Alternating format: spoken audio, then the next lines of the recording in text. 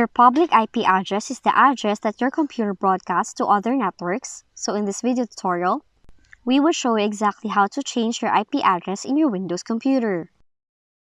Firstly, for the public IP, you can just unplug your router and modem, and by doing this, you're likely to get a new address assigned to you when you turn it back on.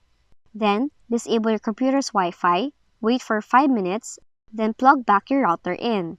After that, you also have to enable Wi-Fi on your computer. Now, doing so after the other devices have a chance to establish their connections will most likely change your computer's public IP address. But in some rare cases, you may also have a static IP address assigned by your internet service provider. And in order for this to get changed, you will need to contact their technical support directly. Now in private IP, you can open Command Prompt with admin rights, type in the following, then press enter. Now this command forgets your current IP address, and then refresh your IP config by typing in the following, then press enter. Once done, change the IP address by opening Settings, find Network Settings,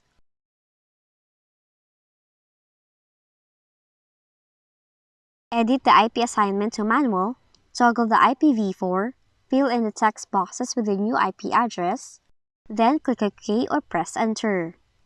Now that's how you can change your IP address in your Windows computer. If you found this video helpful, kindly like and subscribe. You may also click and turn on the notification bell so you can be notified from whenever we release new videos.